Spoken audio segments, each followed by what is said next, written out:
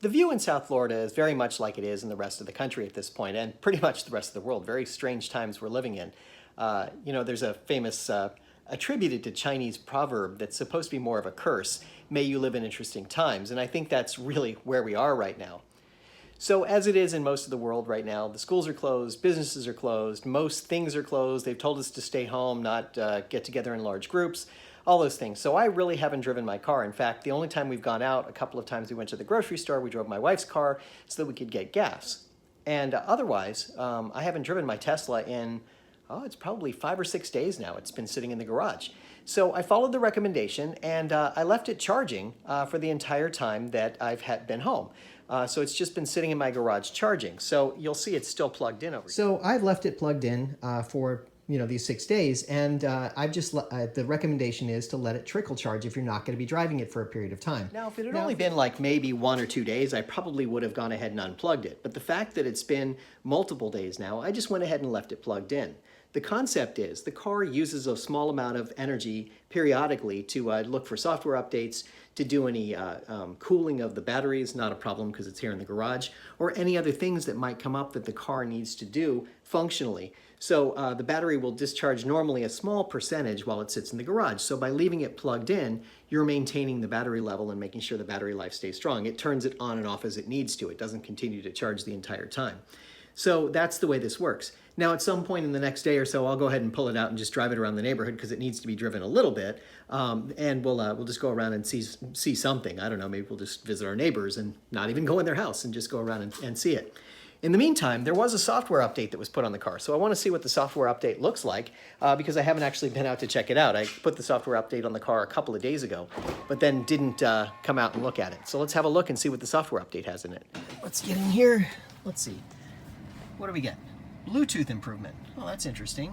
To improve the audio transition from the phone. Oh, this is good because Bluetooth has been a bit of a problem for me over the last little while.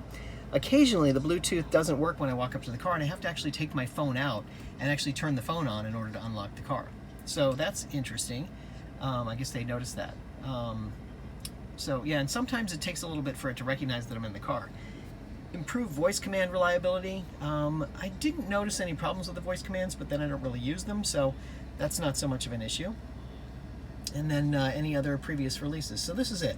Very simple release. There's really nothing to this one. Not much going on in it. So not much to look at, but I just wanted to see what it was because I hadn't looked at it at all. Haven't been in my car in 6 days, so kind of nice to see my car again. Hello, car. Good to see you. Nice to be here with you again.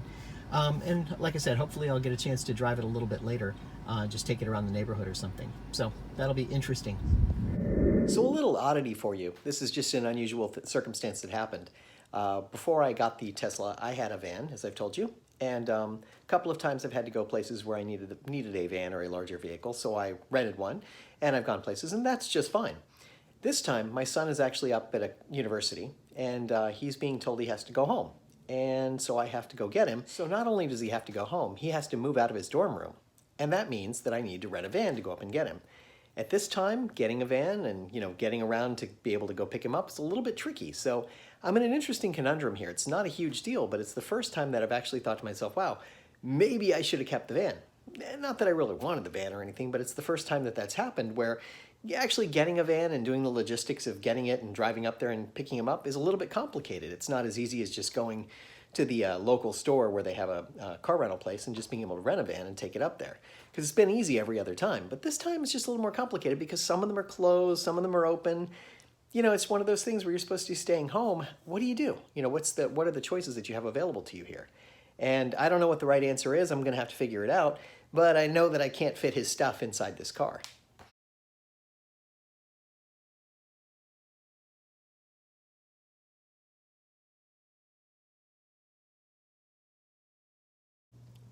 Flash forward a few days. Here we are. It's a few days later now. We're into the second week of not driving the car. I did drive it for a couple of minutes. I drove it down to a store we needed to go to, so I took it out for a little bit, brought it back, plugged it in, and charged it back up. But now I'm going to try something different. I'm going to go ahead and plug it in for 3 days, then unplug it for 3 days and see how that works out.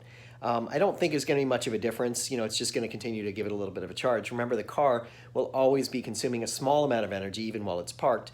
If it gets hot in the garage, it's going to turn the cooling fans on. If it doesn't, it just uses a small amount of energy to continue to monitor the car and the interior of the car and so forth and make sure that everything's okay.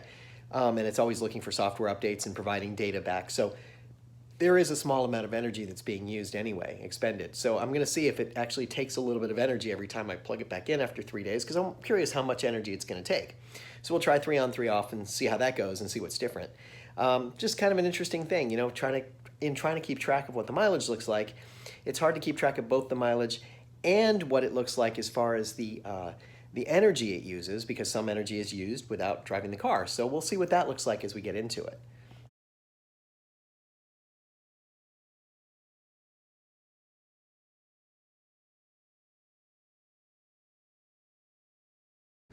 One way I've chosen to break up the monotony is to actually get in my car once in a while and sit here and actually watch TV. I'm watching Hulu right now, and just actually sit here and enjoy and relax a little bit. It kind of breaks it up. It's air conditioned out here. I'm in my garage. It may be warm outside, but it's comfortable in here. I can turn the light off in the garage, and it's actually very quiet and cool in here. Very pleasant. So I can sit here and watch TV for a little while, and it just changes the mix a little bit. I've got 3 kids at home. There's a lot going on, and this gives me that little break that I need once in a while where I have a little space that's my own. So just kind of makes it a little better in some ways, and once in a while it's just nice to break it up, and I can just sit in the car and just do nothing, essentially, which is kind of fun. Since I have the Wi-Fi connection to my house, no big deal. It's really pretty easy.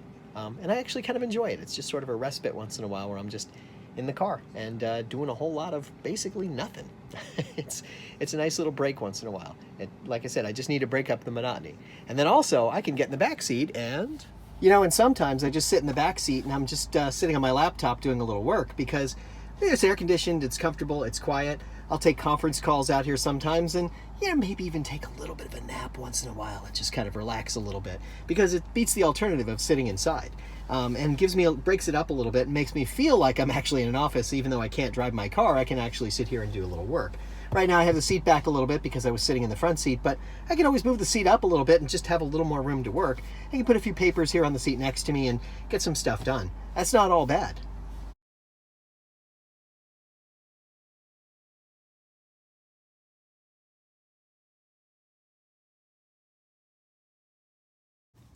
And now it's been another couple of cycles, a little over a week, since I started plugging and unplugging my car every 3 days. And what I found was that when I'd plug it in after it had been unplugged for 3 days, it would take about 1 kWh to get back up to 80% charge. So essentially it's using about a third of a kilowatt hour per day just to keep the components running, keep the electricity on in the car, and make sure that it's available to run.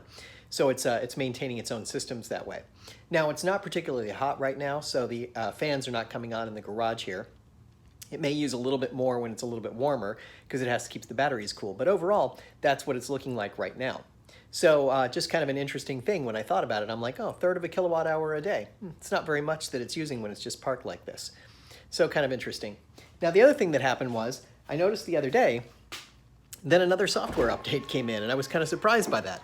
I didn't think there was going to be another software update, and let's see what it actually has in it. So again, Bluetooth improvement and improved voice command reliability. This is basically what we got before. I don't know why it sent this again as another software update. It must have been some improvements to the improvements. I'm not sure exactly, but interesting anyway. I thought, wow, okay, so it's got another set of things that go in there.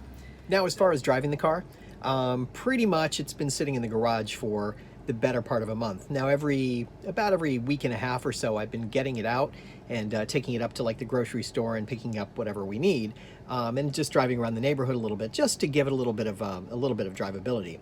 My wife's car, the gas car, we actually take out once in a while as well. So it's a cycle kind of thing. About every week and a half, we take one of the cars out, and then the other one we just drive around the neighborhood just to put a little something on it, make sure that you don't get any bald spots on tires, flat spots, because it's sitting for a long period of time. 2 weeks is not enough to do that, I know. But you don't want to get in the habit of just leaving it sitting there because you don't want to cause that to happen in any way. Plus, it's still fun to drive this car once in a while, even if I have nowhere to go, really.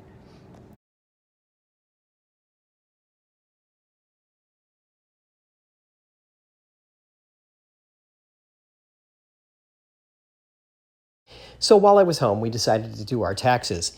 And it turned out that we were able to take full advantage of the $37.50 tax credit that I was offered. And that's great. It just worked out really well. Now, of course, your mileage may vary as you go through this, but here's what worked for me. The purchase price for my base model, the standard range, was $35,400, not including any of the autopilot or anything else. So delivery, they charged me about $1,200 for that. So the total net price for this car was $36,600 for the car. So that was where I was starting from. So if I take that $36,600 and I look at my trade-in and the tax credit, and I realize time value of money doesn't quite work out exactly this way, but let's do the math anyway. I took off $2,800 for the trade-in, and then I got a tax credit of $37.50. And that brings the total price down to about $30,050, which is a tremendous value for this car. Considering what I got, I think it's really amazing that I was able to pay that little for it, relatively speaking. Now, if I take that $30,050 and compare it to other cars that I might have been interested that are in the same price range, now if I'd have traded it for the Sienna, I would have gotten a price like that. A Dodge Charger would have been in the same kind of a range. A Mercedes-Benz GL class might have been in there. An Audi A3, just to give you some context. How about a Subaru Outback, something else we talked about at some point. The Toyota Camry, the one I compared it to in one of the early videos. Of course, there's the Chrysler 300 as well. Now, of course, when you go into a dealer, they're always adding fees and deducting fees, so my trade-in value had a different value. So I'm just going to use that base price that they're charging right there as the comparison price to my $30,050.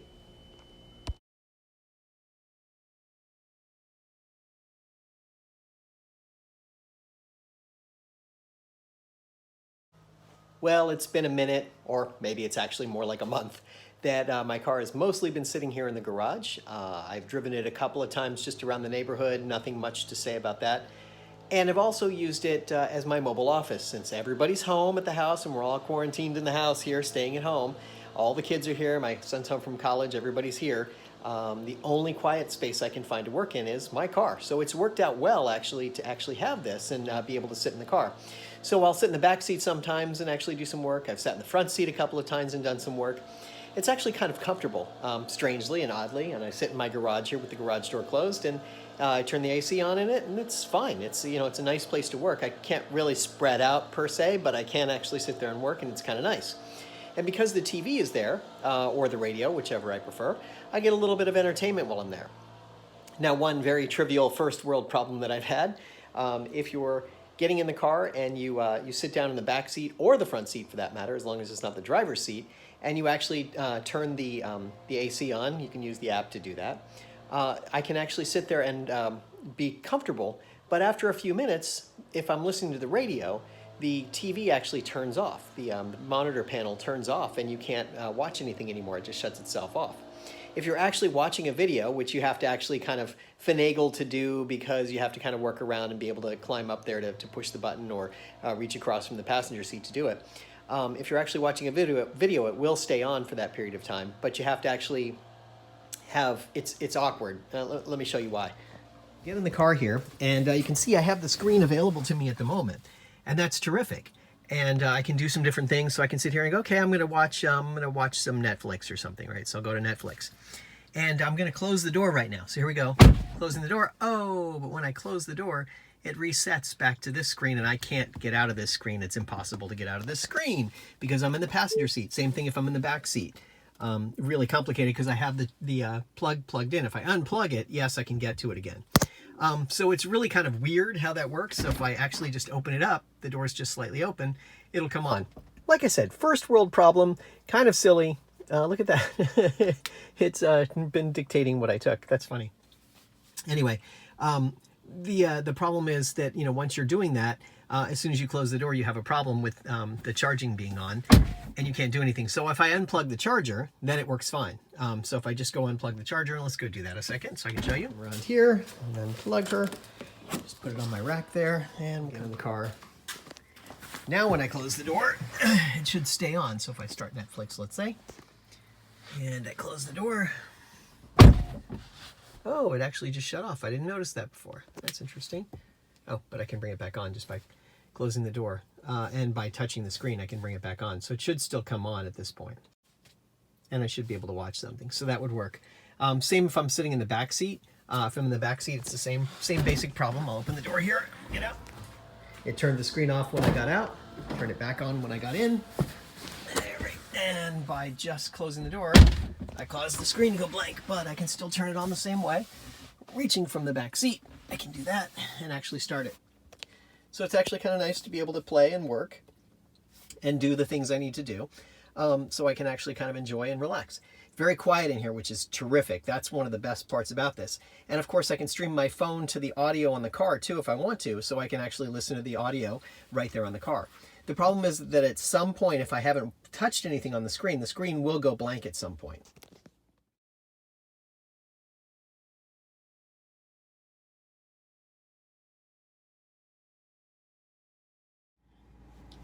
Ah, yes.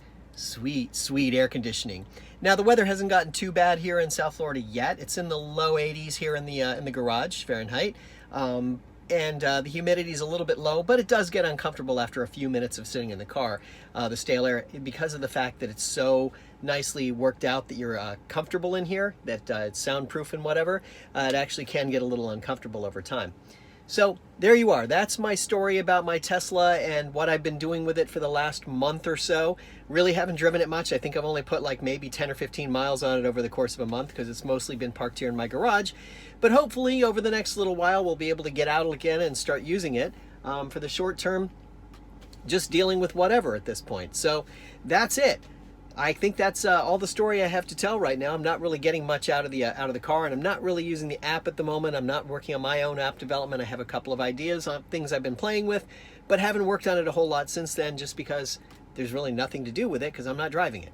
Anyway, thanks for watching. And remember, if you're interested in buying a Tesla yourself, you can use my referral link down below if it's any help to you. You get 1,000 free Supercharger miles, which is a bonus thing, and I get 1,000 too. So it's a win for everybody and a win for the environment.